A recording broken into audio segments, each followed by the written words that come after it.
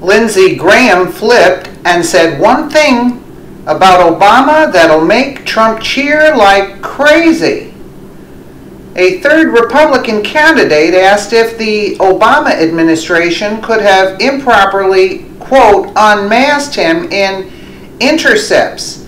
Senator Lindsey Graham, Republican of South Carolina, on Friday, and told America's Newsroom that he'd been told by the Intelligence Committee that he'd been unmasked. Oh, that's a shocker.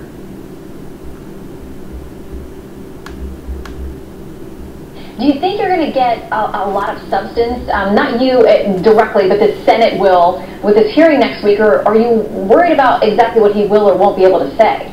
Here's what I think would be the worst outcome for the country as a whole. That Director Comey talk about conversations he had with the President in the White House, where the Comey team is alleging that the President tried to basically intimidate or stop the investigation of General Flynn, that he asked the FBI director to stand down. All I know is that Director Comey was fired by the President, and anytime someone's fired, you got to realize that they're probably upset about it. I like Director Comey, but the Democrats wanted him to go at one time. President Trump lost confidence in him. So you got to realize that the man is going to testify has just gotten fired, and his team or people around him have been leaking a lot of stuff. So here's what I worry about, that he'll just focus on his conversation with the President and not answer any other questions because of the investigation. That would be a hit job on President Trump, and I hope this hearing doesn't become a hit job on President Trump.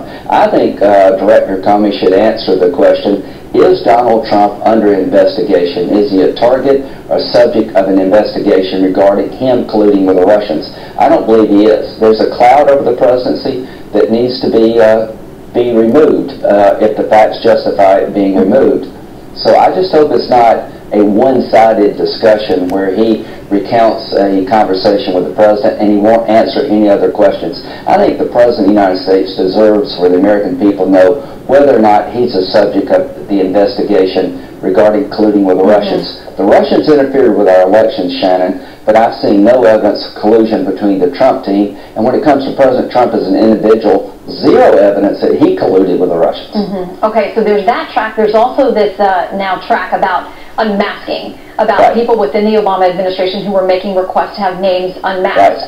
Here's Kellyanne Conway talking about that earlier on Fox. It's one of the real stories, and it's a major story that's going uncovered by the mainstream media. Where is that on the front pages of America's papers today? The fact that these highest-ranking officials in the Obama administration have now been subpoenaed. I hope that they'll cooperate. We're talking about the former CIA director, we're talking about the former National Security Advisor, Susan Rice, and we're talking about the UN ambassador, the U.S. ambassador to the UN, Samantha Power. How concerned are you about that part of the story? I have reason to believe that a conversation that I had was picked up with some foreign leader or some foreign person, and somebody requested that my conversation be unmasked. I've been told that by people in the intelligence community. All I can say is that there are 1,950 collections on American citizens talking to people that were foreign agents being surveilled either by the CIA, the FBI, or the NSA. Here's the concern. Did the people in the Obama administration listen into these conversations?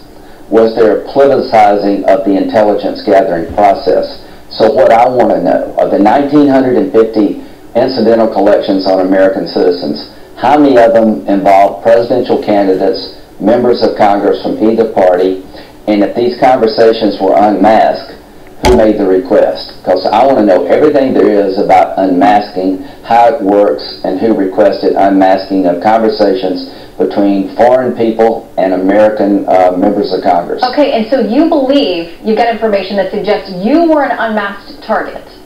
I've got information that suggests that I was incidentally collected.